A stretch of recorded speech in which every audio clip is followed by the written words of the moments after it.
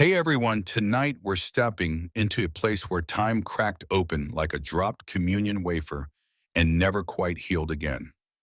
The moonlight is washing over a tiny Northern California chapel long abandoned, but still humming with something colder than silence. It smells like old cedar and forgotten prayers. The kind of place where you don't really walk, you listen first. I'm standing at the threshold right now. The door's gone, but the air still resists like something wants you out. There's this faint floral note, lilac maybe, but the kind you smell at funerals, not spring weddings. And just so we're clear, 4 women disappeared from here 28 years ago. 4. One of them was my sister, and I just found what may be the first real clue since the 80s. You might not survive this story, not because of any ghost necessarily, though I won't rule it out, but because once you hear the truth, part of you might stay here with me, in the dark. So before you get too comfortable, take a moment to like the video and subscribe, but only if you actually enjoy what I do here. And tell me in the comments, where are you watching from and what time is it right now? Now turn off the lights, maybe turn on a fan for some soft noise, and let's begin tonight's journey together. The floor creaks under my shoes. That's not imagination, that's gravity, reminding me how long it's been since I last stepped through the ghost of this chapel. I was 17. My sister had just taken her vows. I remember the way the incense made my nose itch and how her smile looked more certain than anyone else's in the room. It annoyed me, honestly. I was still skipping lectures and hiding piercings from our mother, and there she was, consecrated and calm, like her life had just been plugged into something eternal. It kind of was in the end. Funny how those memories wait for you in the bones of a building. The plaster's cracked now, pews gone. There's moss where the altar used to be, but the sound, that silence with teeth, same as ever. The local sheriff said it was probably a bear attack. I've lived near Shasta long enough to know sure bears happen, but 4 nuns, no blood, no signs of struggle, just gone like some theological magic trick. No, something worse happened. Something someone hid on purpose. I crouched brushing moss from a patch of floor. My hand hit something hard. For a second, I think I found a nail, but it's round, a rosary bead. Wooden, carved with a tiny cross. Just one bead. A splintered memory. And when I lift it to the light, I know exactly who it belonged to. My sister used to roll them between her fingers like a coin. Said it helped her focus when prayers went flat. Some people think finding things like this is comforting. But for me, it's like a whisper through a locked door. Keep going. I should explain why I'm even here. Today's the 28th anniversary of the day they vanished. The diocese held another polite memorial at St. Agnes. Same as every year. I stood at the altar, said the words, wore the collar, made the sign of the cross. But inside I was thinking about this place, about how it still calls me like something unresolved. Grief has this weird half-life, especially when you never find a body. There's this old saying I picked up from a retired Jesuit years ago. Unanswered prayers don't expire, they ferment. That's what this feels like. Like opening a barrel that's been aging in the dark and hoping it won't explode. Before I left for the chapel, I opened my desk drawer at St. Agnes. Inside, there's a little wooden box I never let anyone else touch. Photos, letters, a broken piece of candle holder from the chapel. And that last photo, the one of all 4 sisters. Teresa, my sister, Beatrice, Joan, and Mildred, all sitting on that same bench that used to be under the chapel's east window. They're smiling, not fake church smiling either. Real squinting sunlight joy. I don't know who took that photo, but every time I see it, I think this is the moment they disappeared from. I kept it with me on the drive, rested it on the passenger seat like a map. And I swear, somewhere around the turnoff to Eldon Hollow, the air changed. Warmer, heavier, like something remembered me. I pulled up at dusk. The forest swallowed the gravel road behind me like it didn't want to let me back out. That's where this started. You ever hear about the psychological concept of cognitive closure? Basically, it's the idea that our brains get itchy when a mystery's left hanging, and that itch doesn't go away until we find a narrative to stuff into the gap. That's why conspiracy theories spread. It's why ghost stories keep us up. And it's probably why I'm here instead of at home grading confirmation essays. As I'm walking through what's left of the chapel, I feel that itch flaring in my skull. It's louder than the wind, louder than the frogs chirping in the nearby creek. And I keep thinking, if this was a bear attack, where's the mess? Where's the drag trail? Why was Sister Teresa's last rosary bead wedged under a floorboard? Of course, that assumes the rosary was dropped during the incident. It's possible someone planted it there later, which would mean someone knew I'd come back and wanted me to find it. There's a moment just before I leave when the wind dies down. No birds, no bugs, just the sound of the trees breathing. And in that vacuum, I hear something behind the east wall. Not a voice exactly, more like a vibration, the kind you feel in your teeth before you hear with your ears. It could have been my heart. Or not. I don't sleep that night.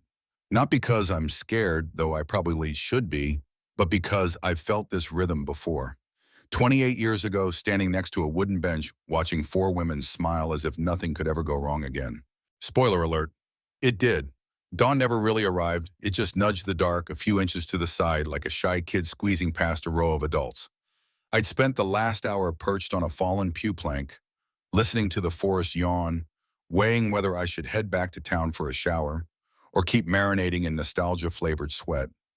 Nostalgia won mostly because my gas tank was lower than my caffeine level. I slipped the single rosary bead into my pocket and stepped outside. The cold slapped me awake the way older siblings used to, brisk unasked for and somehow affectionate. Fog clung to the cedar trunks curling around their bark like cheap cotton candy. If you've never smelled dawn in wet timberland, imagine someone brewing black coffee in a treehouse. Pretty but slightly wrong. Halfway down the dirt road, my phone buzzed. Group chat from the parish staff. Great service yesterday, Father. Rest well, irony alert. I'd been awake since that service ended. Yesterday felt like last month.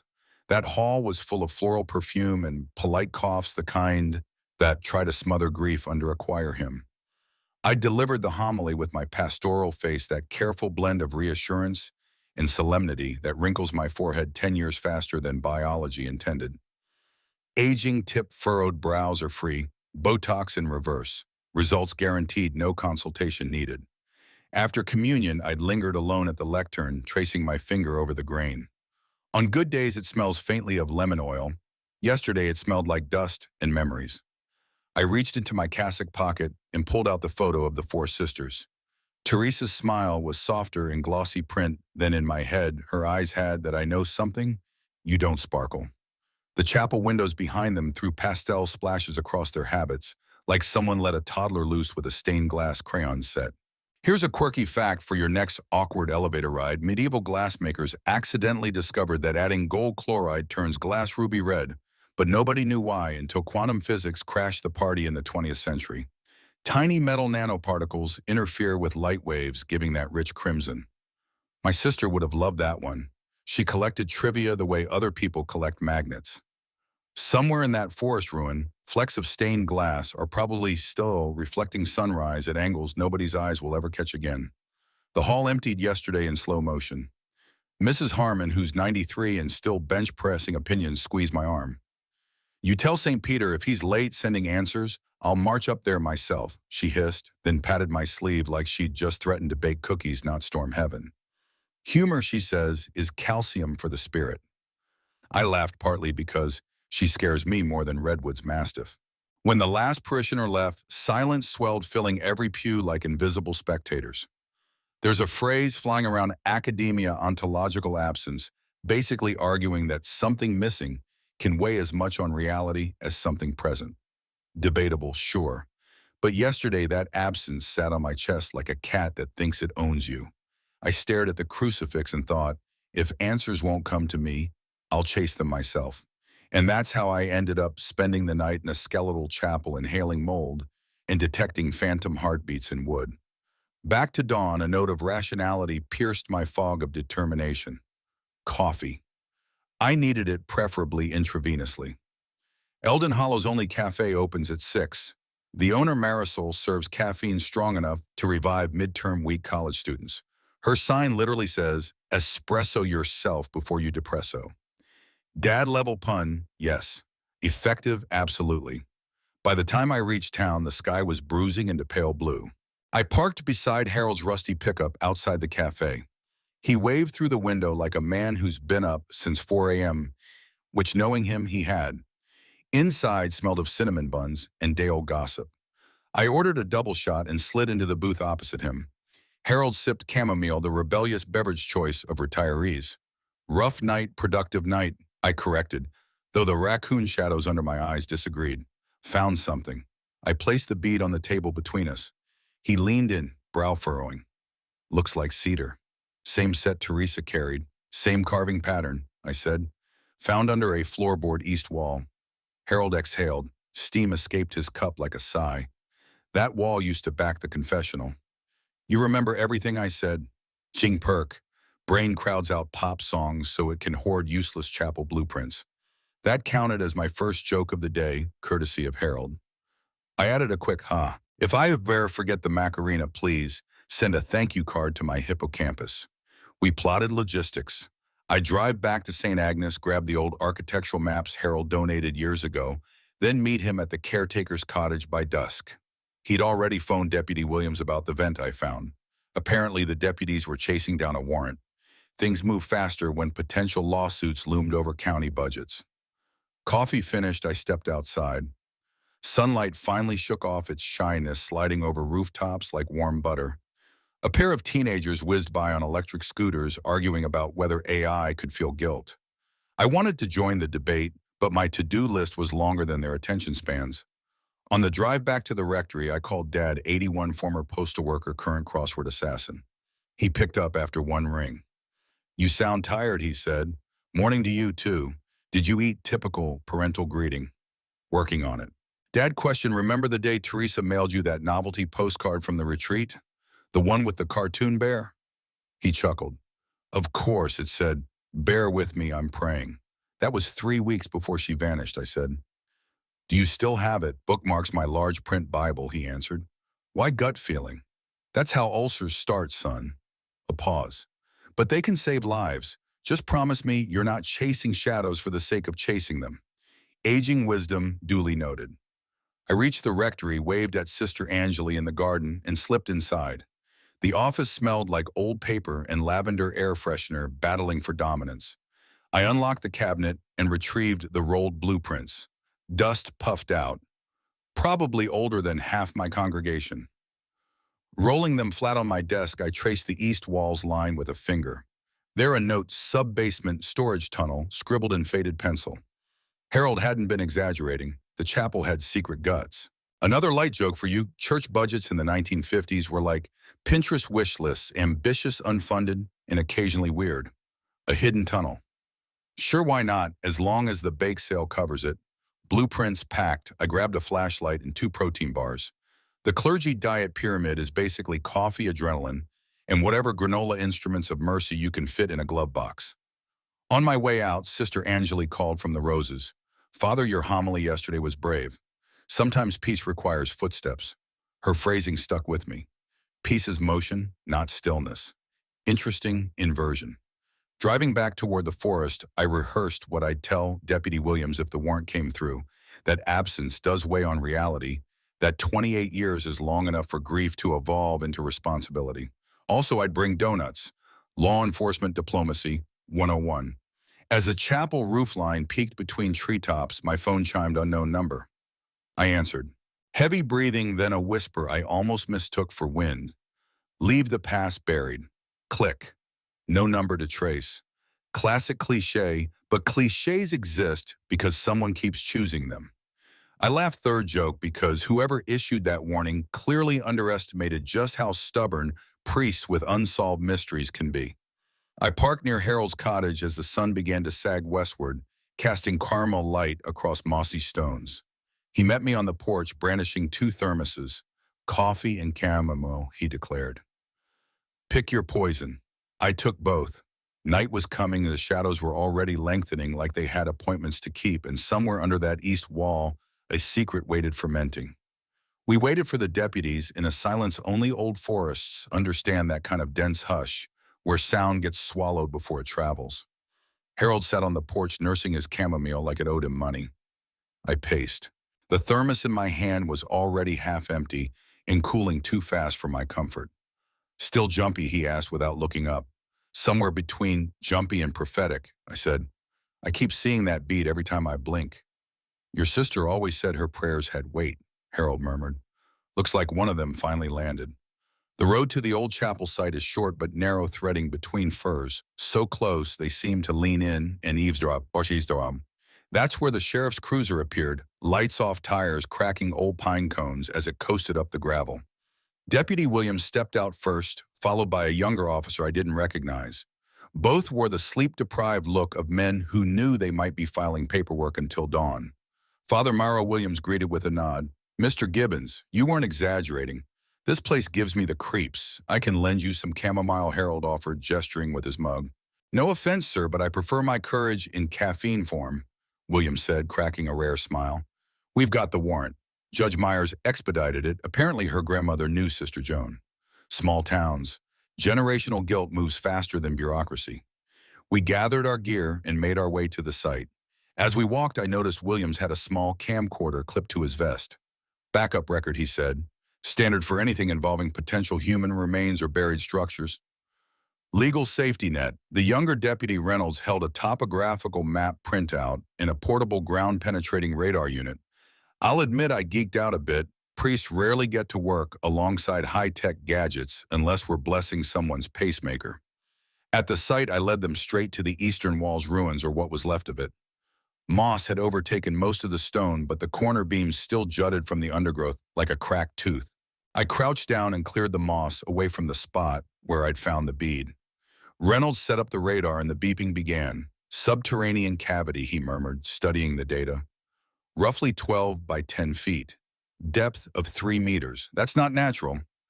Harold leaned in. That would have been just behind the vestry. Storage, maybe. Too deep for storage, I said. Unless they were hiding something, or someone I didn't say aloud, or keeping something out. Williams muttered. That thought lingered like a spider web you don't see until it's in your mouth. The beeping intensified. Reynolds adjusted a setting, and the radar pulsed again, sharper this time.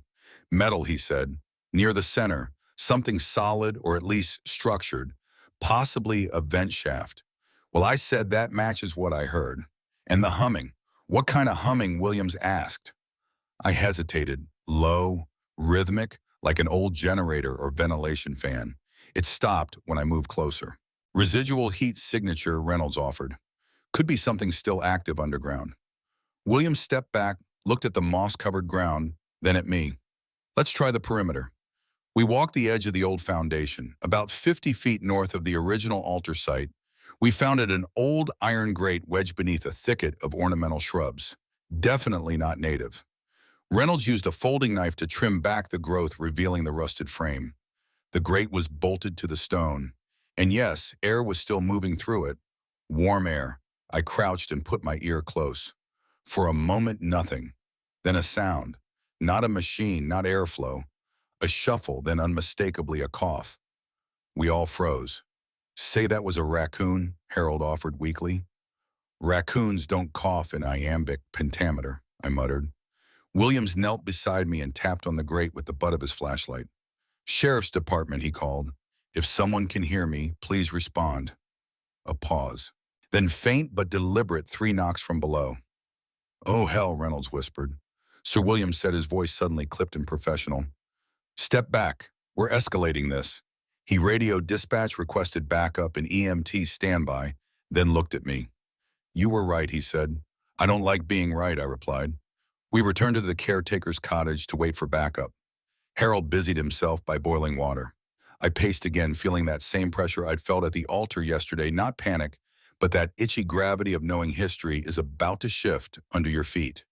Back inside, Williams leaned against the wall near Harold's bookcase, glancing at the framed photo of the 4 nuns I'd brought along. She was the youngest, he asked, pointing at Teresa. 23 when she vanished, I said. She was the only one who knew how to drive stick. Used to joke that God taught her for when the rapture required a getaway driver. Harold chuckled softly. She once said, grace so fast, I think she lapped her own amen. Williams looked at me again. You still think she's down there, I answered slowly. I think someone's down there. And if it's her, she's waited long enough. Aging wisdom for this chapter. Here's one I've learned the hard way. Grief doesn't fade, it adapts. It changes outfit. It'll show up one day as a lost sock and the next as a smell that punches you in the chest. You don't outgrow it. You just get better at naming its disguises. An hour later, headlights cut through the trees. Backup had arrived, a deputy with a breaching kit, another with a thermal camera. They fanned out quickly, briefed and ready. Williams turned to me as we prepped to reapproach the vent. You said the humming stopped when you got close. Yeah, like it knew. He nodded. Let's see if it remembers. We moved as one, like something rehearsed. Only none of us knew the script. And if someone was still alive down there, the third act was about to begin. We stood there, half a dozen adults armed with technology, faith, and exactly zero emotional preparation. The air around the grate still whispered upward, warmer than it should have been, like the earth had been holding its breath for years and just now started exhaling. Harold shifted beside me, his usual calm replaced by the kind of stillness you only get from old men who've been holding their fear inside like a swallowed coin. The deputies made quick work.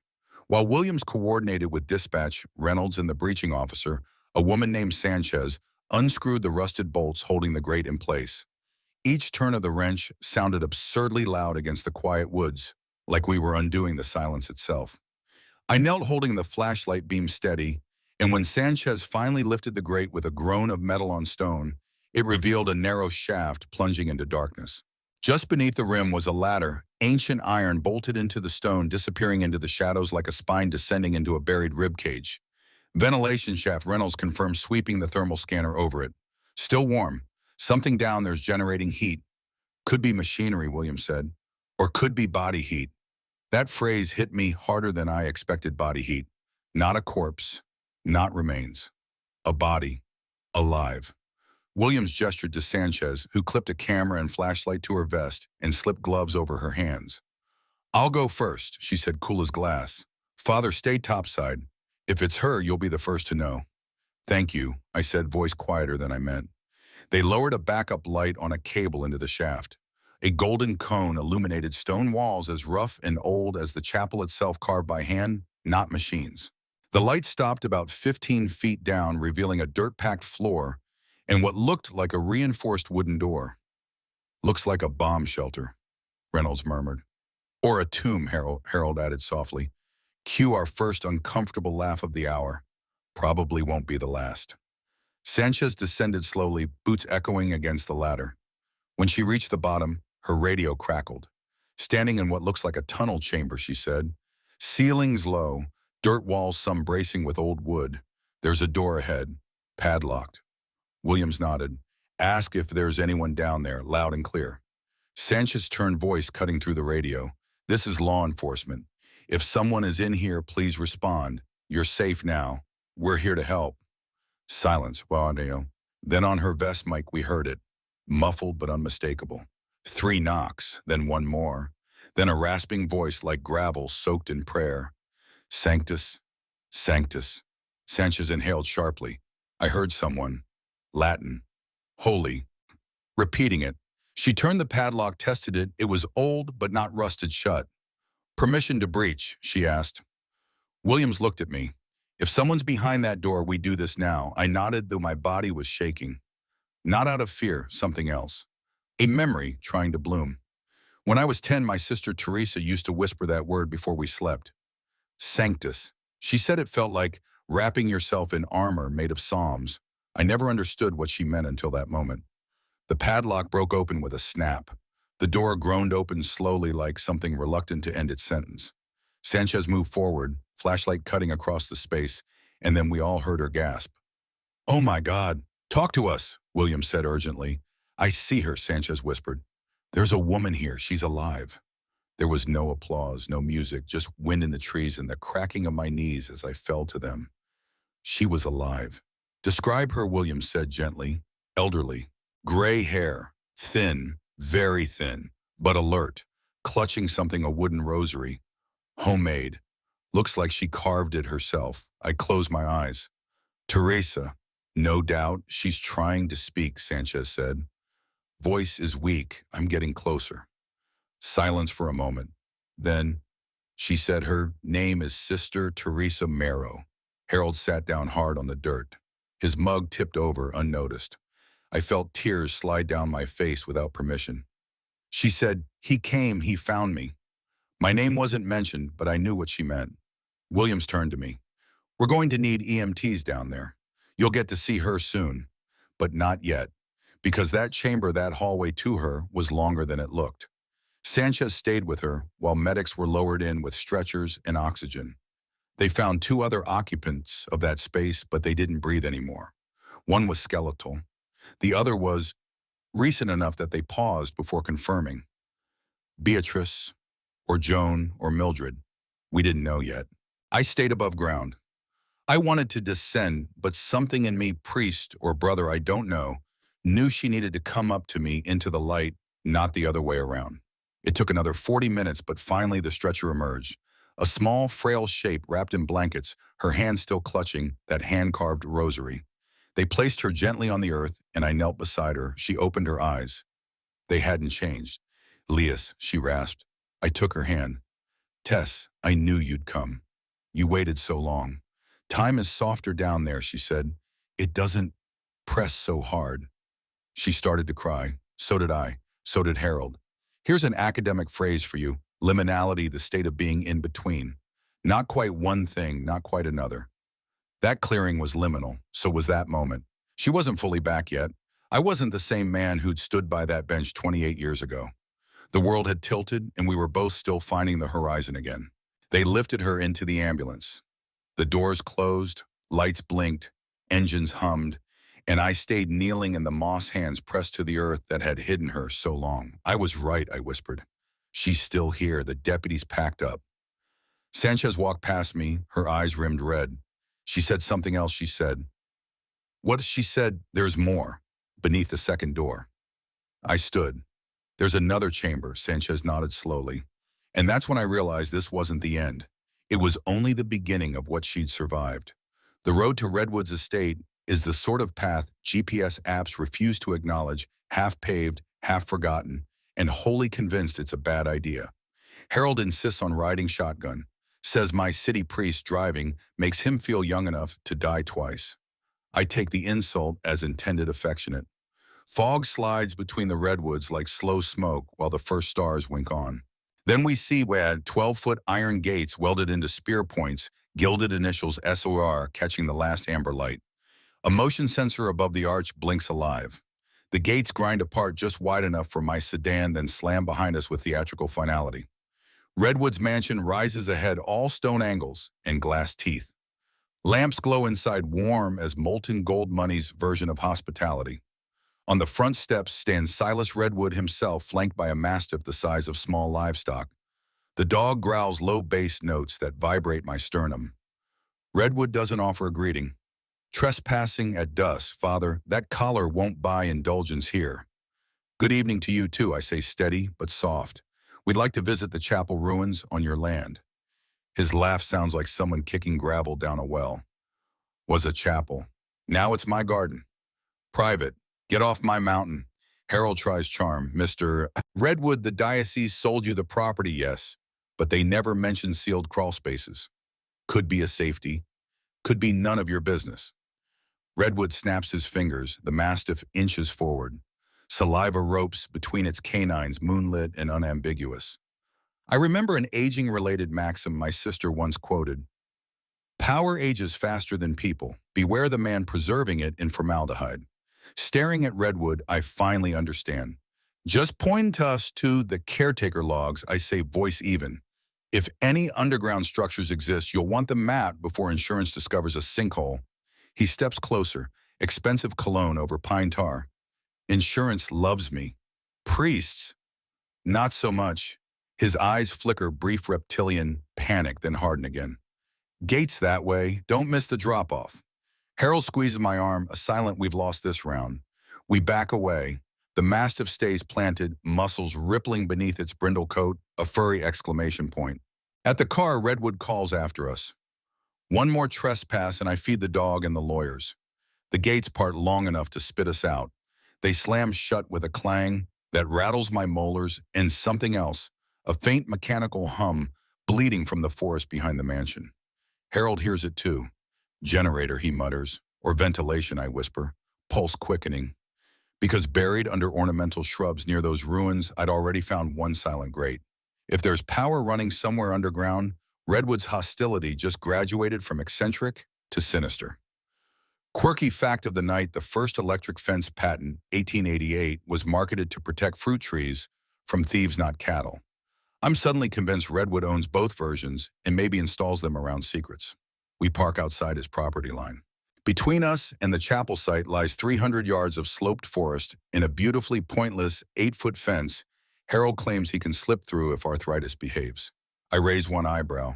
He clarifies, I said if. A lone owl hoots comic timing worthy of a sitcom. I offer our second light joke.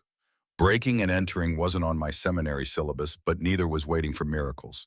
Harold laughs, tension thinning. Lesson 1: miracles prefer accomplices. I scan the tree line. No cameras visible, just the hush of needle-soft footpaths. Somewhere beyond a vent hums like a low cello note. That's when a new realization lands, ontologically debatable, but impossible to ignore. Absence shouts louder when you finally locate its mouthpiece. Redwood's estate may be the amplifier. We return at dawn, I decide. With deputies, paperwork, and donuts cop currency. Harold nods. We climb back into my sedan.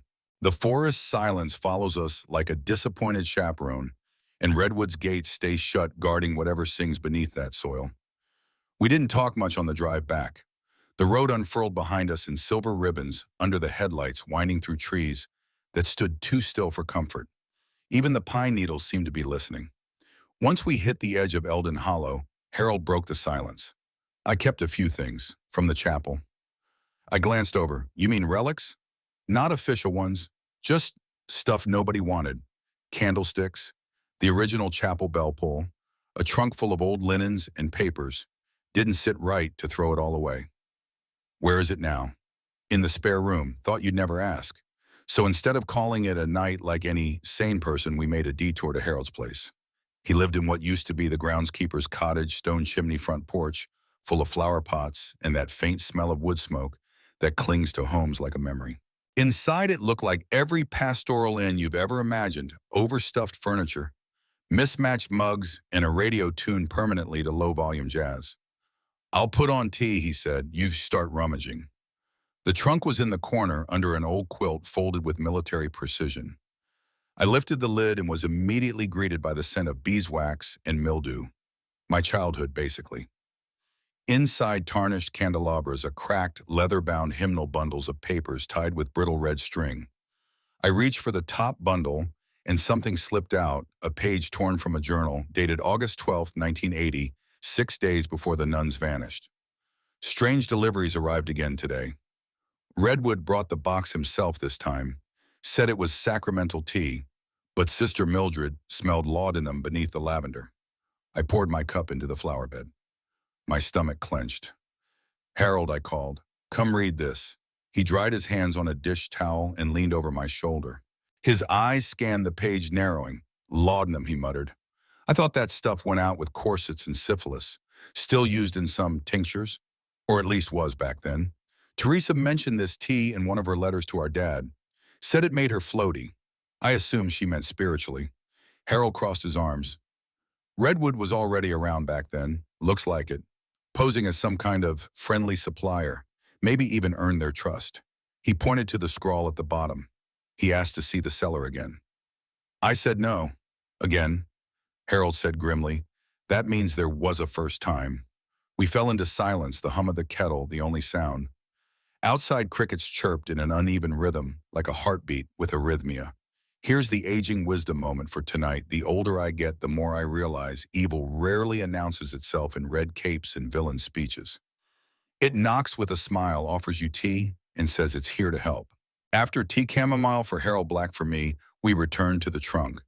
The next bundle of papers included an old site survey of the chapel grounds annotated in blue ink. Look here, Harold said, tracing a note near the eastern wall. Subchamber unfinished. No access after 72. Left sealed per architect's order. Unfinished. Sealed. Forgotten. I sat back. What if it wasn't sealed? Or what if he unsealed it, Harold added, and used it? The weight of it landed hard. We weren't just chasing ghosts, we might be dealing with a decades-old crime scene intentionally buried under gardens and silence. There's a quirky fact you won't see in many documentaries: basil plants wilt faster when grown near decomposing bodies. Forensic botanists use that in grave detection. I glanced at the wilted, potted basil near Harold's sink and decided not to mention it. As the clock crept past 2 a.m., we knew what we had to do. At sunrise, we'd return to Redwood's gate, but not alone. Deputy Williams had given me his card after the memorial. Said, "Call me if you ever get that gut feeling again." This was beyond gut. This was marrow-level certainty. I stepped onto Harold's porch to make the call. The sky was still, navy stars clinging like stubborn glitter. The phone rang twice. Williams' tired voice answered. "Deputy, it's Father Morrow. I think we found something real." There was a long pause. Then, "You'd better start from the beginning." I did. Journal entries, unfinished subchambers, Redwood's hostility, the humming vent. "You're sure it's not just animal noise?" he asked. "Animals don't deliver tea laced with sedatives and ask to see secret basements." "Fair point," he admitted. "I can be there by 8, he said. "Bring coffee? I'll bring backup." As I hung up, I realized the air had shifted again, just like before. Not colder, not warmer, just denser, like the woods were holding their breath. A final academic phrase before I sleep: controlled narrative exposure. In psychology, it's the idea that revisiting a trauma gradually, safely can help reclaim your story. That's what tomorrow would be. Not just an investigation, a reclamation. One that might finally tell me if my sister's story had ended or if she'd simply been waiting for someone to pick it back up. We met the deputies at the break of dawn, where gravel turns to mud and Redwood's estate begins pretending it's just another corner of the forest. Mist still coiled around the bases of the trees, like it wasn't ready to lift the curtain just yet. Birds chirped in cautious half-sentences, and the cold crept into my collar like an unpaid bill. Deputy Williams looked as exhausted as I felt, same rumpled shirt, same take-no-nonsense frown. He carried a thermos the size of a fire extinguisher and passed me a cardboard tray with 2 cups. "Black or moral compromise?" he asked. "Black," I said. "Moral compromise comes later." Reynolds was there too, more alert than he had any right to be. Behind them, a third man, square-jawed, no nonsense, and clearly from county headquarters, Detective Rames, he introduced himself. "Called in by request. You filed something weird enough to ping the cold case registry." That weird thing, of course, being a 28-year-old potential burial site with a live air vent and a hostile billionaire with a fondness for ornamental shrubbery. We hiked the perimeter again, careful to stay on public easement. Rames walked with the compact movements of someone ex-military. "You said this chapel was decommissioned in the 90s, he asked. "Officially," I said. "But no records of what happened to the subterranean spaces. Harold has the last-hand annotated blueprints. He also has an exceptional memory and a mild addiction to tea." "Guilty," Harold muttered beside me, clutching his thermos like a relic. Reynolds swept the ground-penetrating radar across the site again. The readout lit up at the exact same point as yesterday, the spot where the humming vent lay buried beneath thick ivy. "Thermal still active," he confirmed. "Whatever's under there is warm and consistent, not a passing animal. I'm going to request access directly," Williams said, already reaching for his radio. "Redwood might be eccentric, but if we walk through the front door with probable cause and witnesses, we've got leverage." We returned to the front gate, same initials, same blinking sensor, same passive-aggressive architectural tone. Within a minute, the Mastiff appeared again, and right behind him, Silas Redwood. No tie this time, just a black sweater, sleeves rolled, hands tucked into his pockets, like he was enjoying a casual Sunday stroll in the woods. Except for the way his jaw tensed when he saw me. "You're back," he said. "Brought the local chorus line, I see." William stepped forward. "Mr. Redwood, we're conducting an inquiry into potential criminal activity related to the property's previous use. There is credible suspicion of structural hazards and credible suspicion." Redwood cut in. "You're basing that on what exactly?" "Whispering vents and fairy stories." Rames stepped up next. "We have a search warrant signed by Judge Myers. We'll be inspecting the grounds today, including any subterranean structures attached to the former chapel site. You can cooperate, or we'll bring ground crews and a camera crew from KRCA to document the obstruction." Redwood's eyes flickered only briefly, but enough to register the weight of the threat. The media still had teeth And the last thing a reclusive billionaire needed was drone footage of deputies digging up his manicured gardens. He exhaled through his nose. Fine. You'll find nothing but dirt and weeds. Enjoy yourselves. Thank you, William said politely, ignoring the venom. We'll keep disruptions minimal. Redwood turned and walked away, the mastiff shadowing him like a furry enforcer. We waited until he vanished into the house before heading back toward the chapel site, this time on his land, legally. It's funny how much a shift in paperwork can change the atmosphere. The same trail I'd sneaked across days ago now felt like a cathedral aisle, holy ground reclaimed, or at least contested. Rames led the way to the vent. This time Reynolds and two officers came prepared with bolt cutters and pry tools. The grate gave up more reluctantly than expected, groaning, with the kind of protest you usually hear from someone being asked to relive something traumatic.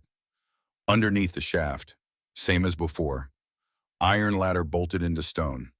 Still warm, still breathing. Williams gestured to Rames. You want lead? Rames nodded. Vest light, body cam, we go slow. I watched as he slipped down into the darkness, his flashlight vanishing a rung at a time. The radio crackled intermittently. Landing chamber intact. Packed dirt floor. Walls look like hand-cut stone. Door ahead. Wooden reinforced. Looks newer than the chamber. Possibly reinforced in the last couple decades. There was a long pause, then lock intact. Padlock. We'll need to breach. As they worked, I stared at the vent opening, the air drifting up toward my face. It smelled not like rot, but of something sterile and faintly herbal, like dried sage and old candles. Here's a quirky fact for your collection. Humans can detect over 1 trillion smells, yet we can't describe most of them without comparing to food. Right now, I had no food reference for what was drifting from the shaft. It wasn't rot. It wasn't decay. It was intentional. A moment later, crack, lock breached, Rames announced. Williams turned to me. We're going in. I didn't hesitate. Rames had already opened the door when I reached the bottom of the shaft. The tunnel beyond stretched about 12 feet, its ceiling arched and ribbed with wooden support beams. The walls were smoother than I expected, more finished, almost like someone had reinforced them intentionally. At the far end, a single bulb flickered behind a mesh grate in the ceiling. Still working, still wired. That's when the sound hit me. A rhythmic thumping, not mechanical, not pipes. It came in waves, soft, steady, and unmistakably human. A heartbeat. Reynolds stepped forward, flashlight beam cutting across the room. There, he said, voice tight. In the far corner was a low wooden platform, a mattress, a chair, a table, a small basin, and on the mattress, an outline. Thin, still, covered by a blanket that looked older than I was. Rames raised his voice gently. Ma'am, this is the Shasta County Sheriff's Department. We're here to help. No replying, but the body shifted, slowly. A groan. I stepped forward before anyone could stop me. She turned her head, eyes open, gray, cracked at the edges, but alive. Teresa, I whispered. The mouth trembled, no sound, but she moved her fingers just slightly and something dropped from them. A single wooden bead, identical to the one in my pocket. Academic term of the night, apophenia, the tendency to see patterns where none exist. Except sometimes the patterns are real, and sometimes they drop straight from the past into your hand. For a long second, nobody moved. It was as if the air itself had decided to pause. No breath, no radio chatter, just her lying there, and that one bead bouncing gently on the dirt floor like it had somewhere to be. I bent to pick it up, and my hand shook so badly I nearly dropped it again. Teresa, I whispered her name like a prayer and stepped closer, unsure whether I was about to be embraced or shattered. Her eyes were open now, blinking slowly, adjusting to the light with the pace of someone who'd forgotten what it meant to see. She was gaunt. That was the first fact my brain managed to register. Not frail, not fragile, gaunt. Her skin clung tightly to the shape of her bones and her cheeks bore the kind of hollows that make your breath hitch. But there was clarity behind her gaze. The kind of deep-rooted calm that doesn't belong to the sane or the broken, only to survivors. Williams broke the silence behind me. We've called for medical. They're 5 minutes out. I nodded but couldn't look away from her. Tess, I said softly, kneeling beside the mattress. It's me. It's Elias. Her lips moved, cracking at the edges. Knew you'd find me, she rasped, barely audible. That's when the weight hit. Not the grief, no, that came earlier. This was something different. This was the full-body ache of time folding in on itself. She was here. She was alive, and I'd let 28 years convince me she wasn't. She tried to sit up. Her muscles quivered, arms trembling like reeds in a windstorm. I reached out, placing a hand lightly on her shoulder. Don't rush, I whispered. They're coming. You're safe. She closed her eyes as if just the act of hearing that word safe required more energy than she had. Her fingers found the carved rosary beside her, again gripping it so tightly her knuckles whitened. Harold stepped into the room behind me, mouth parted in a stunned half-breath. Dear Lord, he whispered. She looks like she's praying the years away. Maybe she is, I said. Maybe she's been doing that every day since 1980. The forensic team started snapping photos quietly, respectfully. Rames ordered them to preserve everything, the bedding, the carvings, and the wood beams, even a small stack of papers under a ceramic cup on the floor. I leaned closer, following his line of sight. There, scratched into the wood beside the mattress, were dozens, no hundreds of words. Verses, names, dates, psalms, journal entries, notes. It looked like she had written a book into the wall one day at a time. Sanctus, Sanctus, Sanctus, she whispered again, lips barely moving. Latin, Reynolds murmured. Same thing she said before. It's the Sanctus hymn, I explained. From the Mass. Holy, holy, holy. It's part of the liturgy meant to be said just before consecration. And what's that mean, Rames asked, frowning. It means, I said slowly, she's been holding Mass down here. Alone. Quirky fact, the human brain will begin to hallucinate if left in total darkness and for as little as 48 hours. But give it a ritual, something to do, and it holds on longer. Our minds are terrified of silence. That's why we invent God's languages, tick-tock, and prayers whispered into stone. I sat back on my heels, eyes scanning the carvings. One phrase kept repeating, he drinks the tea too. I felt the chill start at my fingertips and spread inward. Harold, I said, do you remember anything about Redwood bringing tea? His brow furrowed. I mean, deliveries, yes. Once or twice he offered tea to the nuns, said it was imported, had lavender. Teresa didn't trust it. She poured it out, I said. She wrote that in a journal, but it looks like someone else drank it. Harold nodded slowly. Sister Mildred, and probably Sister Joan. The implication didn't need saying aloud. Sedatives, submission, isolation, one step at a time. The perfect cocktail for captivity. Rames was already whispering into his radio, requesting a full psychological trauma team, forensic specialists, and a judge on standby for a sealed statement. Williams knelt beside me and tapped my arm. We'll bring her up carefully. She's stable but dehydrated and severely malnourished. EMS is here. Good, I whispered. Still, I hesitated to move. I just kept staring at her face. Her eyes now flitted open and closed in a kind of rhythm, like she was trying to time her breath with something only she could hear. She's listening for the bell, I said aloud before I realized it. Harold tilted his head. The chapel bell. Yeah, I whispered. She used to say she didn't need a watch, just the bell for Laud's prime sext. The whole day marked by sound. Maybe she's still waiting for it. Then give her one, he said. I turned, a heart suddenly full. You kept the bell rope, didn't you? In the trunk, he said, wrapped in linen. Let's go get it. Back at his house, Harold fished through the trunk with trembling hands until he held it up, a thick woven rope frayed at the ends, but still strong with a small brass pull at the base, the kind you could recognize by touch in the dark. He handed it to me reverently. You do it. Back at the site, as the EMTs loaded her into the stretcher, I stepped aside to where the vent shaft opened to the sky and rang the bell pull once, just once. The sound echoed through the forest, soft, familiar, wrong size for the trees, but real.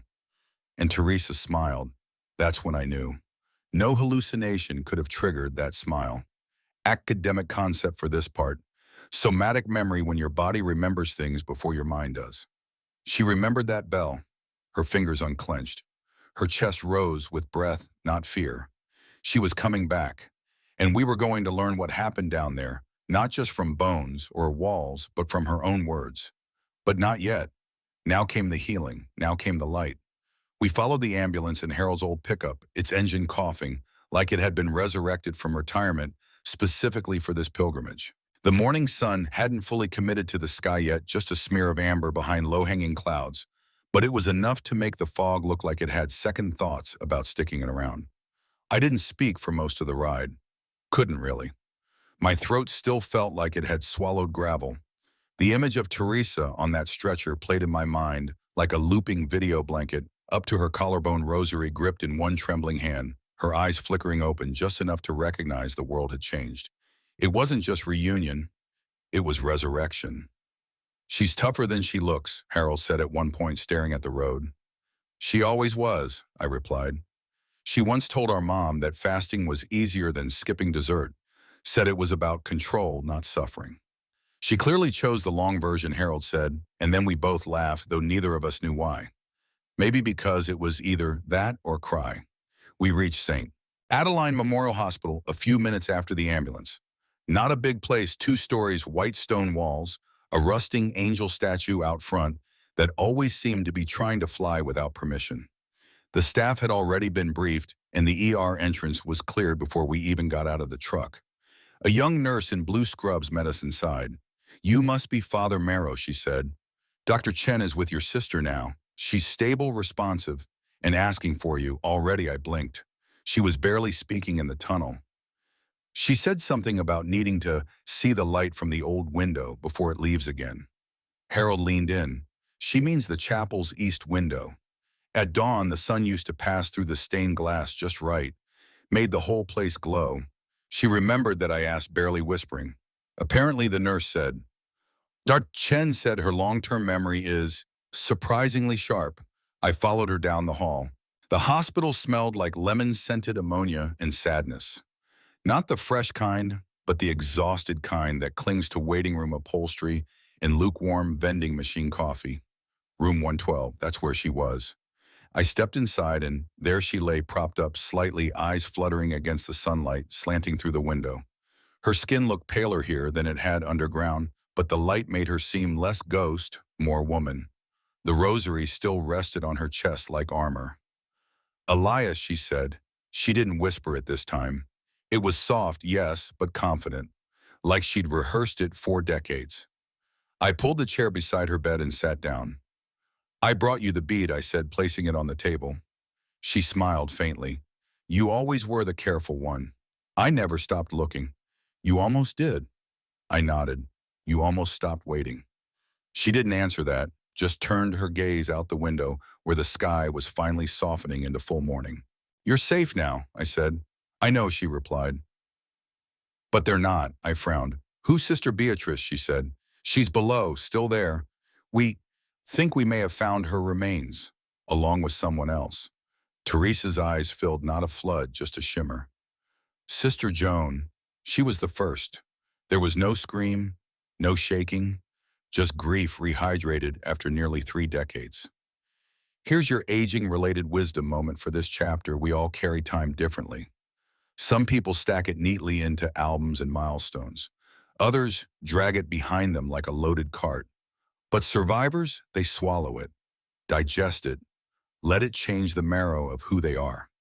I took her hand carefully. The skin felt paper thin, but the grip was surprisingly strong. She looked me dead in the eyes. He brought the tea himself. Redwood said it was a gift, a gesture. He came in through the chapel's rear door and handed each of us a little porcelain cup with lavender painted on the side. "The same tea you refused to drink," she nodded. It smelled wrong, like melted candle wax and sleeping pills. "Sister Joan said I was being ungrateful." And then they got sleepy, and he waited, watched us from the garden bench like he was measuring something. When I tried to dump mine, he caught me, said the ritual needed 4, 1 for each element: earth, water, fire, air. "Why 4 balance?" she said, eyes fluttering. He believed we were vessels, that the chapel sat on sacred land, convergence, he called it. And if the right people prayed in the right place with the right focus, he could reach something beyond God. I sat back stunned. "He wanted to use you. He wanted to open something," she said. A gate. Quirky fact for you in Renaissance mysticism, there was a theory called the Philosopher's Gate, a mythical convergence point where divine wisdom could be touched through ritual, usually required sacrifice, usually ended in madness. I guess Redwood had read the same books. What happened next, I asked. He locked the back doors, carried Sister Joan to the altar, whispered things, said she was the voice of water. He never touched me that way, Elias. He just believed he was choosing holy avatars. And Beatrice fought him, she said. Got away once, nearly made it to the road. But the tea, it stays in you, slows you down. Then he dragged her back, Teresa's knotted eyes closing again, and he kept digging. Beneath the vestry, said the second chamber needed to be sealed from light. That's where he left Beatrice. And Sister Mildred died in her sleep. The tea killed her fast. She was old, fragile. I took a long breath, and then another. Academic phrase of the day, retrocognitive reconstruction. The process of assembling trauma into linear memory. It often comes in waves. Pieces first, context later.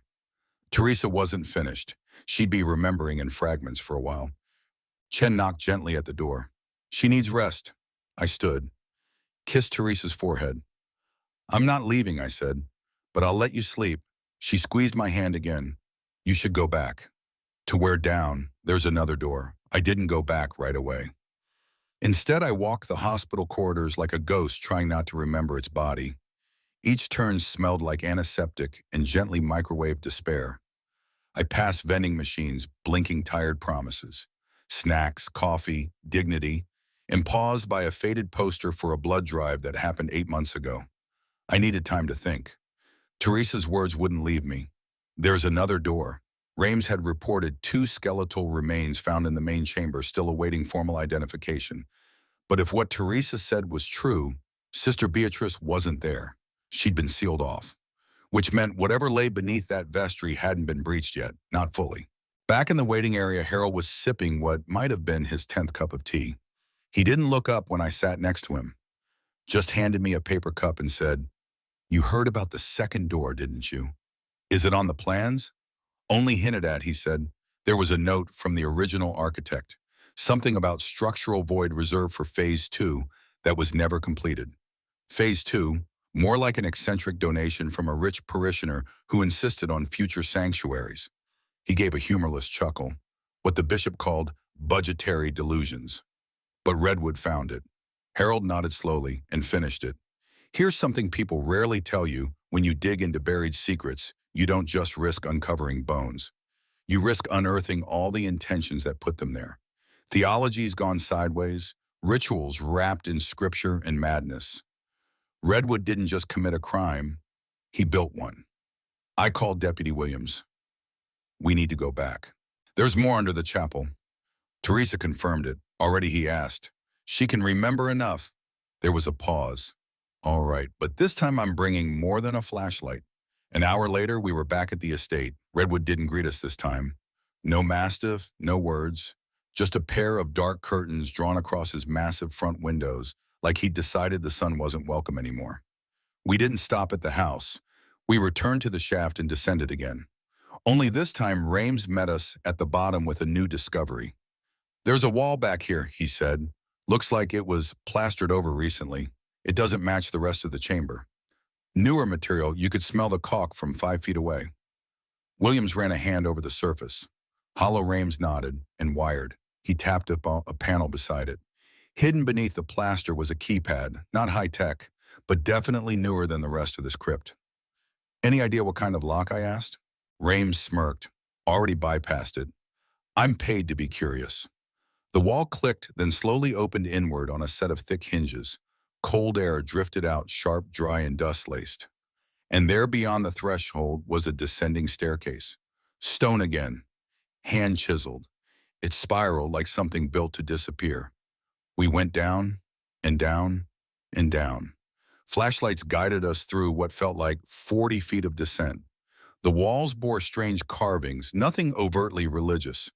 More geometric, circles, spirals. Symbols that reminded me of medieval diagrams for planetary alignments. I feel like I'm walking into a thesis project gone rogue, Williams muttered. Occult adjacent, I said, but filtered through Catholic vocabulary. He wasn't trying to summon demons. He thought he was invoking divinity. The stairs ended in a chamber about half the size of the main sanctuary. The walls were lined with polished wood panels, stolen, it seemed, from the original chapel. The air was heavier here, not damp, not moldy, just dense, like prayer left to rot. In the center, a single stone altar, carved, clean, empty. Behind it, a second door. Not wooden this time, iron, welded shut. Rames walked the perimeter slowly. No fresh air vent in here, it's sealed tight. Williams crouched by the base of the door, and no lock, which means whoever's inside or isn't expected to leave. Aging wisdom time. When people think they're chosen, they'll do anything to prove it. Redwood didn't just build a prison, he built a temple to justify it. Whatever was behind this door was never meant to be found, not because it was dangerous, but because it was sacred to him. And maybe proof he'd failed. We radioed for tools, cutting gear, full breathing mass, backup. No more improvised heroics. This was too old, too strange, too intentional. While we waited, I walked the room, tracing my fingers across the wooden panels. I found a nail hole filled with wax, then another, then a word carved at shin-level: animus, Latin for spirit, or soul, or will. I looked at Harold. He didn't just trap bodies here, he thought he was preserving spirits. That's not theology, Harold whispered. That's delusion. I remembered something Teresa said when we were kids curled up in our shared bedroom during a thunderstorm. She told me she believed people could echo even after death, not haunt exactly, just reside. I thought she meant ghosts, but maybe she meant something simpler. Memory, faith, intention. The door creaked. The cutting team had arrived. They began slicing through the welds, metal shrieking against metal. Quirky fact to distract you: catacombs under Paris span over 200 miles, and only a small percentage is officially mapped. The rest claimed by artists, philosophers, explorers, and occasionally people who disappear. Maybe that's what this was. Redwood's personal catacomb, a secret he could visit when guilt got too loud. As the final bolt clanged free, the room fell into a hush so pure I felt it behind my eyes. We looked at each other. Williams gave the nod, and the iron door swung open.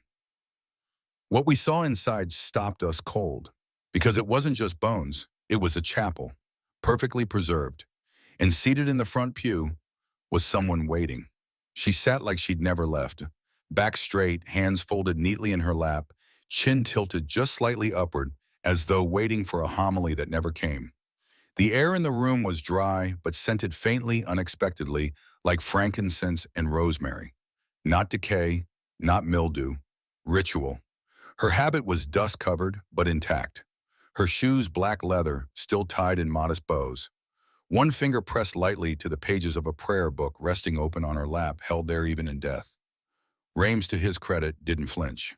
He raised a hand slowly to stop us from crowding the room, then stepped forward, a lone flashlight angled down to avoid catching her face directly in the beam. Even in the stillness, I felt the shift. This was not a crime scene. Not entirely. This was a sanctuary. Skeletal integrity's intact, Rames murmured. Mummification through airflow control. She's been here a long time. Maybe since the beginning, she chose to stay. I said, not even realizing I was speaking aloud. She sat down and waited. William stepped beside me, frowning. You think this is Beatrice? I nodded. Teresa said she ran, fought, was dragged back. And then, silence. And Redwood, he asked. He must have sealed this chamber afterward. No, I said slowly. I don't think he sealed it against anyone. I think he sealed it for her. A soft gasp came from behind. Harold had entered the room, hat in hand, eyes wide with a sorrow he didn't even try to mask. He stepped forward like a pilgrim approaching a relic. She was the youngest after Teresa, 28, brightest singer in the chapel choir. Used to laugh mid-verse when someone hit a wrong note. That struck me harder than I expected. Not because it was sad, because it was real. I could hear her laugh echoing off these walls all those years ago. Rames walked the perimeter, examining the walls. No ventilation, he noted, yet her preservation's near perfect. I stepped closer, just to the edge of the front pew. Her lips were parted slightly, eyes closed, peaceful.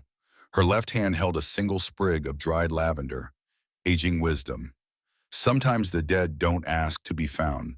They just ask to be remembered correctly.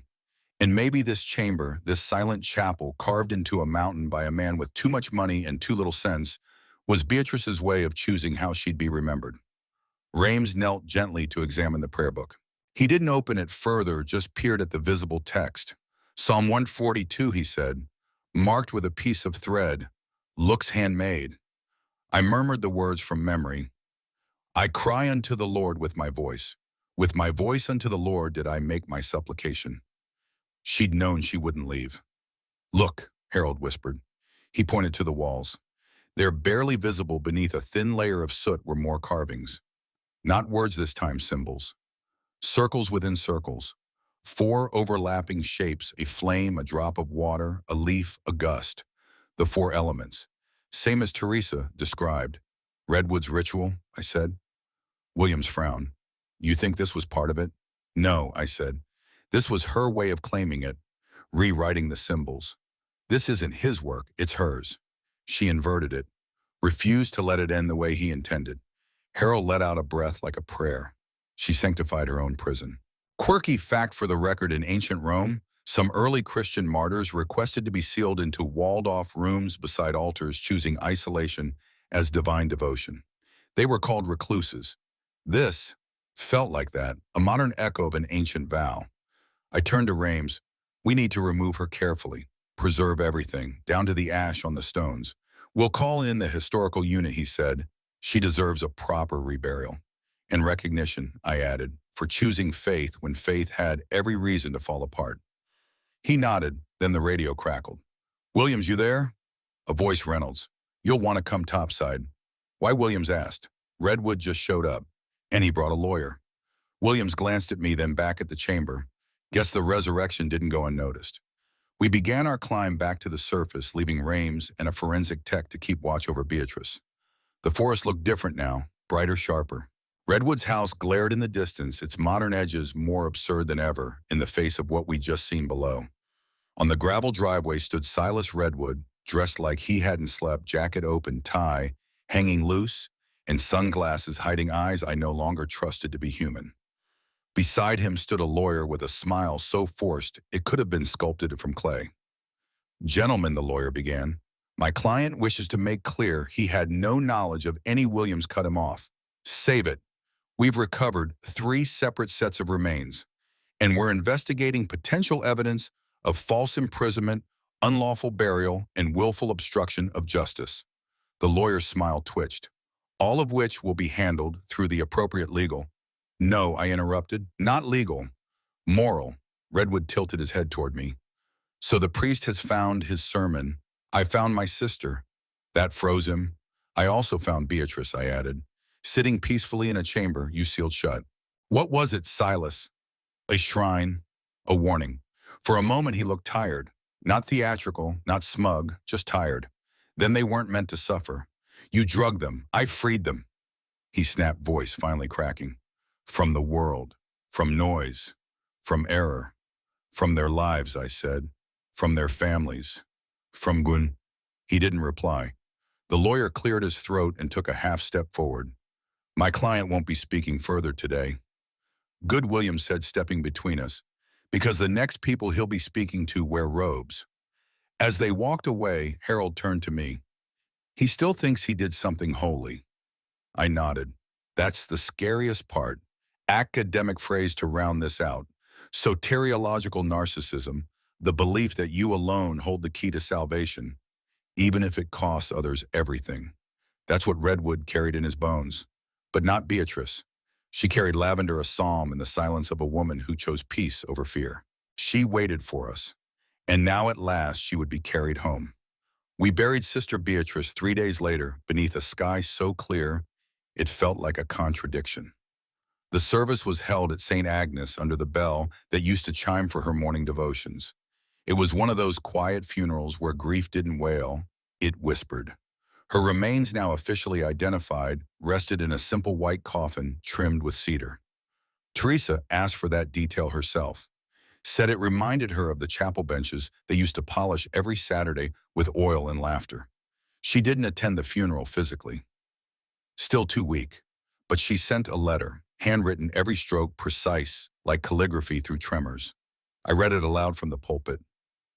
She sat down because she was still herself. She did not panic. She did not plead. She prayed.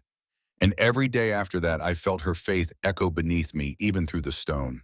In silence, she remained who she was, our sister, our strength, our psalm. It broke something open in the room, not sobs exactly, just reverence and maybe a little shame from those who had given up searching long before we should have. After the burial, people lingered longer than usual. Mrs. Harmon, the unofficial voice of the parish, pulled me aside by the elbow. "You know what the worst part was," she said. "We all told ourselves they were at peace, that it didn't matter how they left. But you've shown us it matters. The how always matters." I nodded. We owe the truth more than we owe comfort. Here's today's aging wisdom. The longer you live, the more you learn that closure isn't a door that slams shut. It's a window that cracks open. A little at a time. Some breeze, some light. Enough to make you squint and keep walking. After the funeral, I returned to the hospital. Teresa's room had more flowers now. Cards. Some from people she didn't remember. One bouquet from a class of children she once taught catechism to, now grown with children of their own. She was stronger, eating more, holding full conversations.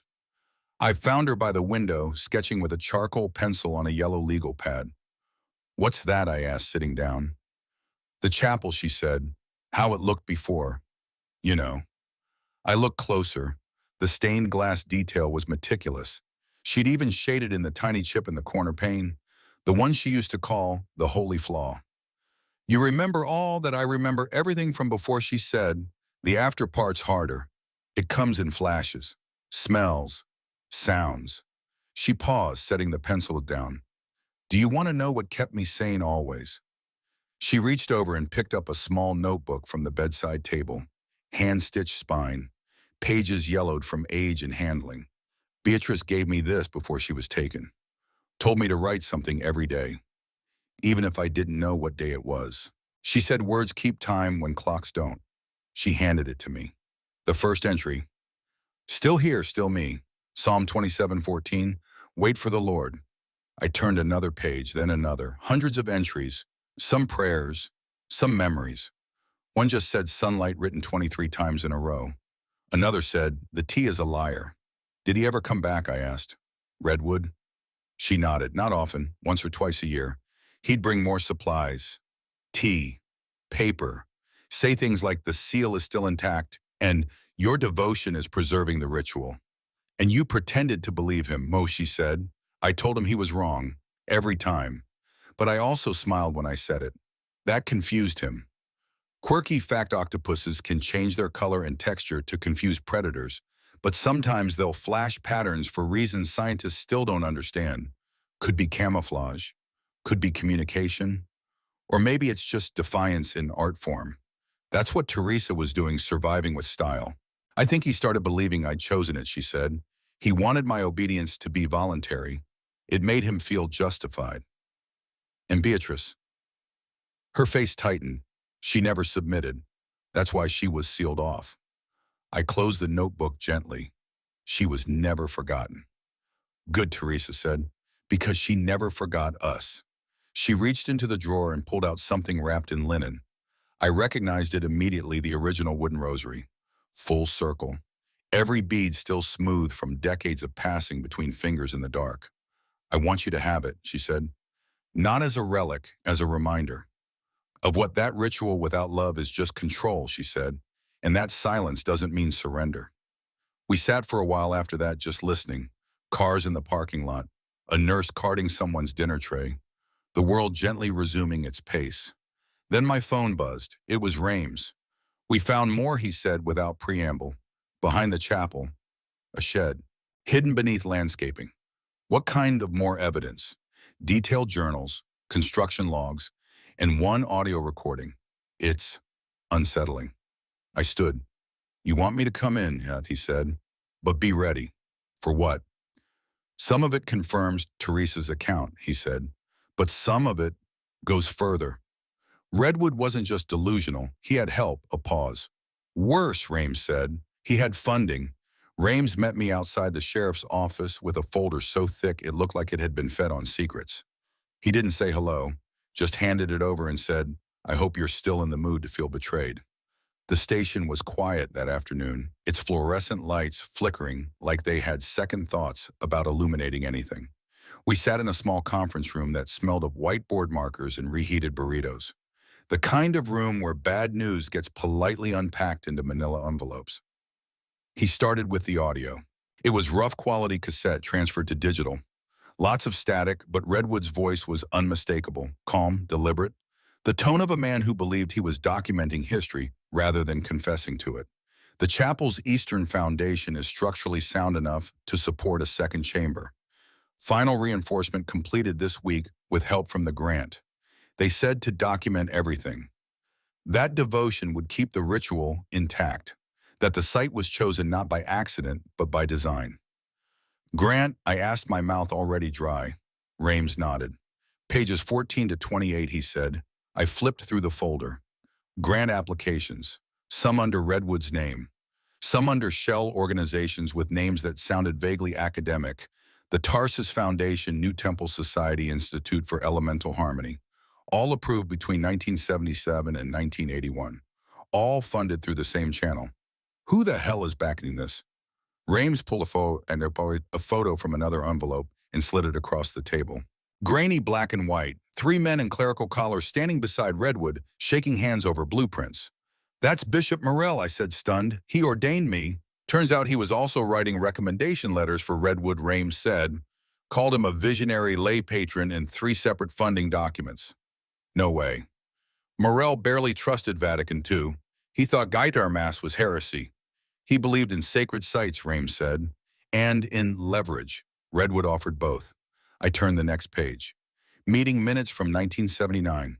Private notes, a quote circled in pen. The land sings. The women will be anchors. Don't tell them. Just build. I had to stop. Just for a second. Jing wisdom or today. Eventually, every system, church, state, family will disappoint you. The test is not whether they fail.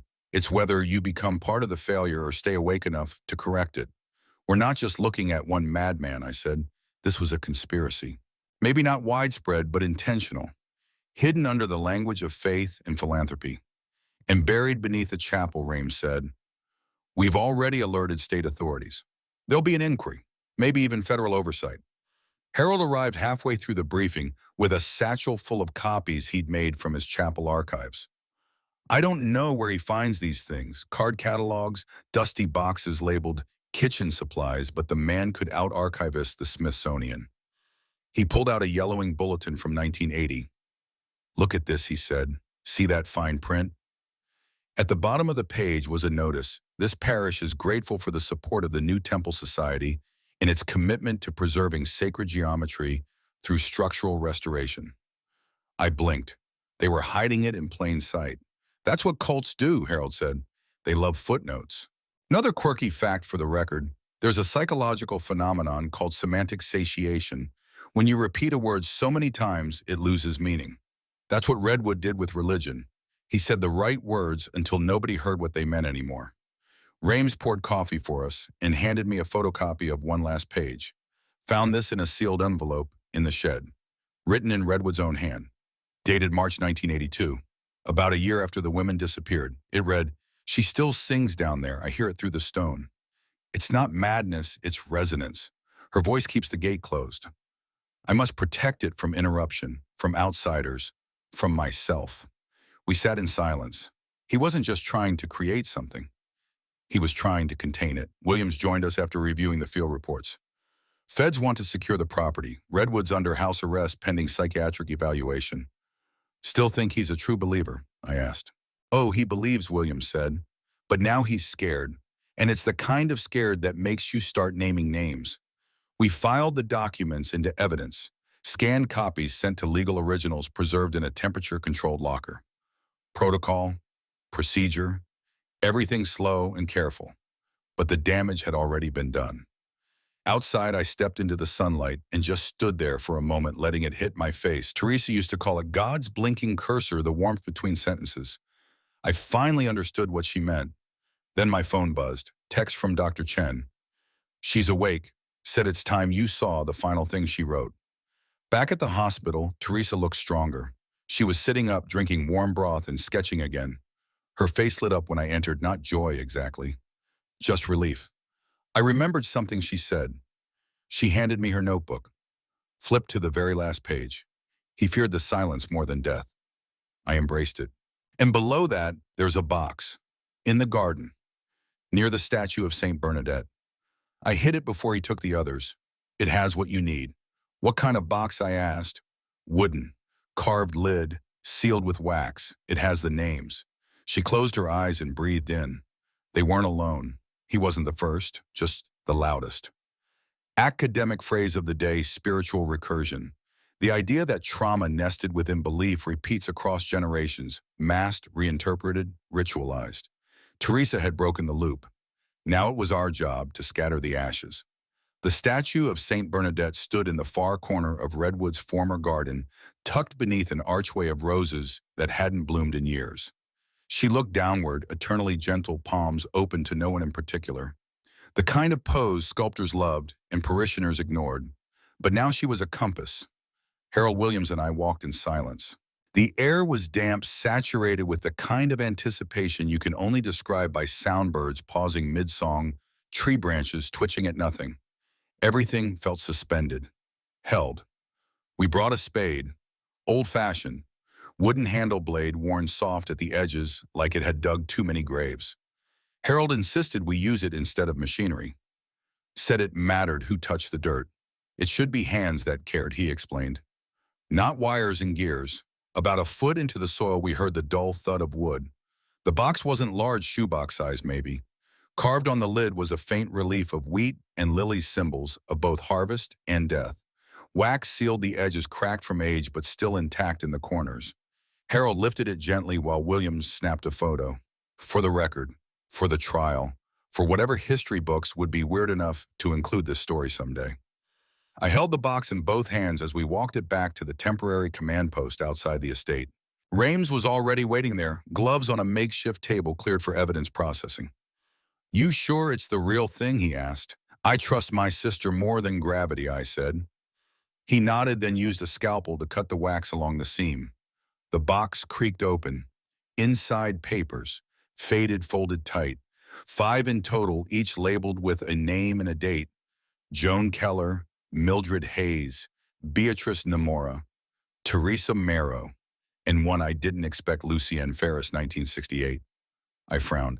Who's Lucienne? Rames picked up the slip, read the date again, then checked something on his tablet. Hang on, he said. That name's in one of the earlier applications for Redwood's funding.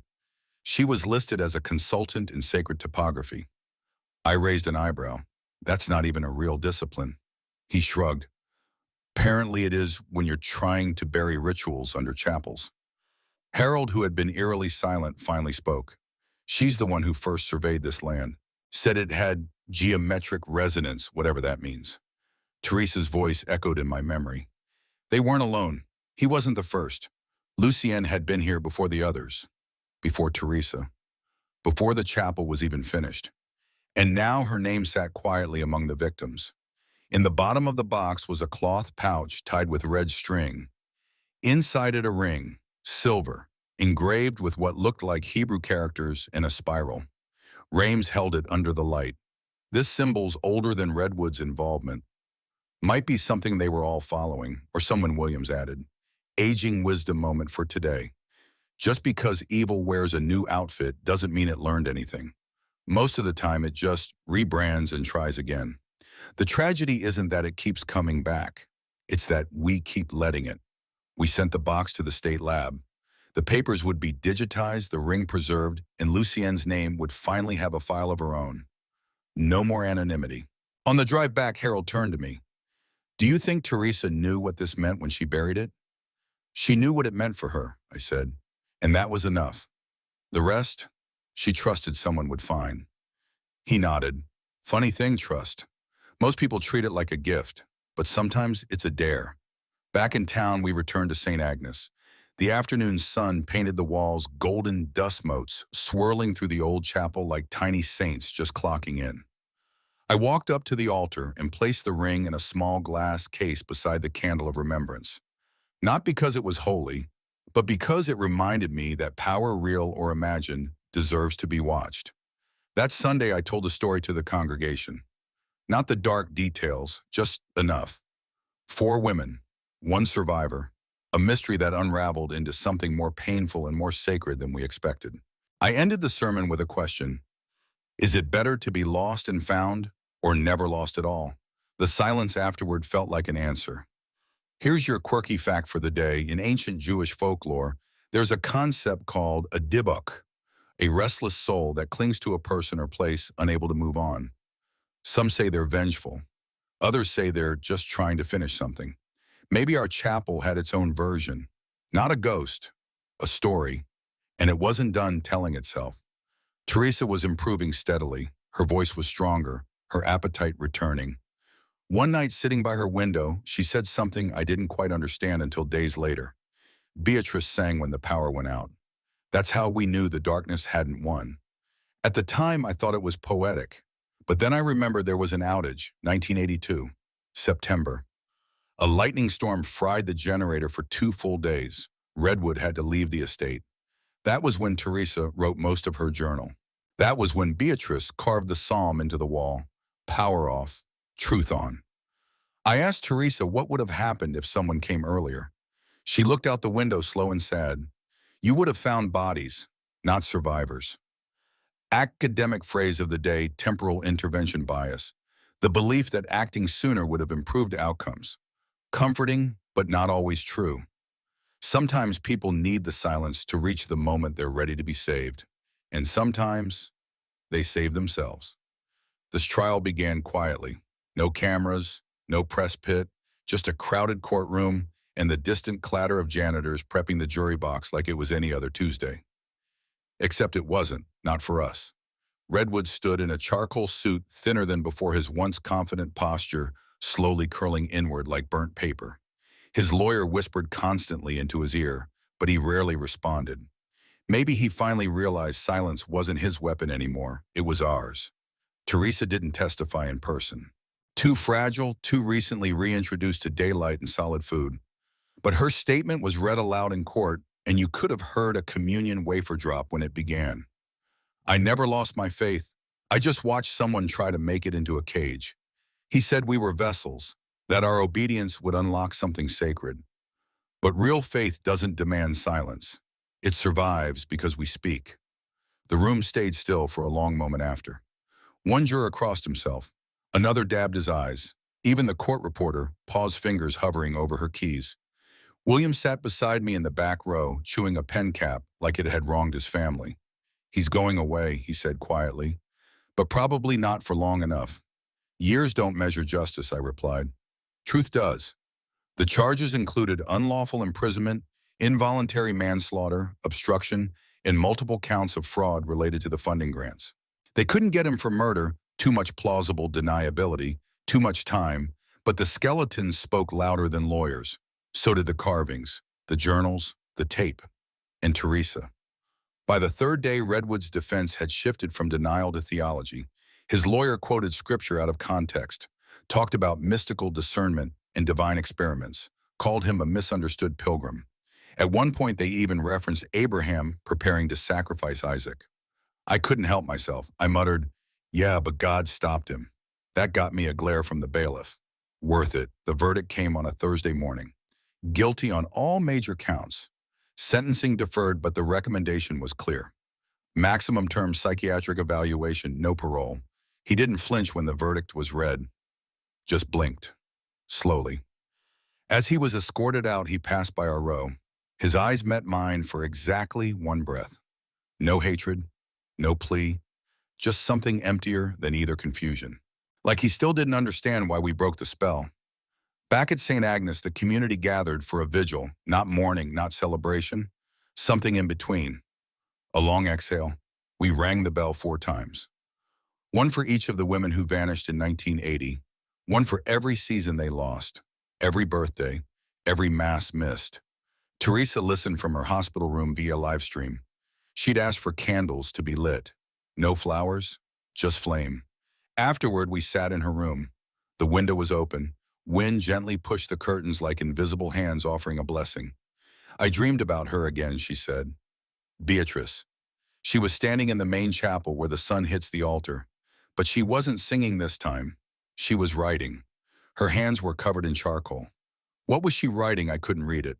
But I knew it was for me. She looked down at her hands, pale, trembling, real. I used to think survival was the end of the story, she said. But it's not. What is, she smiled. It's the start of someone else's. Aging wisdom for the day. We often think survival earns us rest, but sometimes it gives us work. Witnessing, teaching, repairing. We spent the next few weeks sorting through archives, digitizing Teresa's journals, scanning everything we recovered from the chapel site. A historian from UC Davis reached out, asked to include it in a broader study on fringe theology. I said yes with conditions. No dramatization, I told her. No mystery show music. Just facts and faces. Meanwhile, Redwood's property was officially seized. The estate was donated to the diocese, who announced it would be converted into a spiritual retreat and trauma recovery center. Harold called it poetic. I called it overdue. We returned once together to walk the grounds. The fence had been removed. The roses were growing again near St. Bernadette's statue, this time without intervention. You think the land remembers? Harold asked. Land records, I said. People remember. Quirky fact to close the loop, the Japanese term komorebi refers to sunlight filtering through leaves. There's no exact translation in English. It means something like the moment light reclaims a shadow. That's what this place was now. Not healed, but reclaiming. Back at the hospital, Teresa was preparing for discharge. The staff threw her a quiet farewell tea, soft music, and a hymn from her old choir played on someone's Bluetooth speaker. I brought her a single flower. Lavender, she said. You remembered. It's the only thing that still smells like your room in the convent. She reached into her bag and pulled out a thin folded piece of paper. I wrote something, she said. You should read it during next week's service. It was a poem. 4 stanzas. Simple, steady. The last line read, in silence I endured, but in love I returned. Academic phrase of the day, narrative reentry. The process by which trauma survivors reinsert themselves into the broader human story, no longer characters in a horror, but authors of something new. Teresa had done it. And through her, so had we. We didn't plan a grand ending, no commemorative plaque, no statue, no choir in long robes humming beneath stained glass. Just a quiet gathering in the old chapel garden, now cleared, replanted, and finally open to the sky.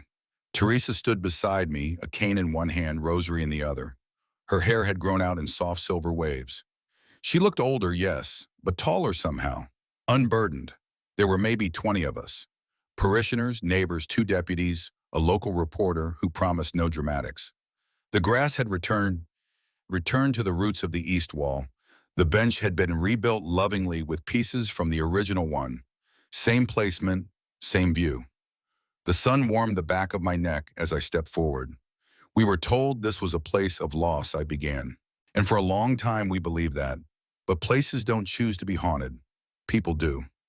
I paused, glanced at Teresa, who smiled gently. Today we return this ground to its original purpose. Not for sorrow, but for memory and peace. A bell rang once, not electronically, not out of habit, but by Harold's own hands, steady and slow. A single note that stretched like a bow drawn across decades. And just like that, the vigil ended. The group lingered, speaking in low voices, sharing stories, bringing Teresa memories she'd forgotten she owned.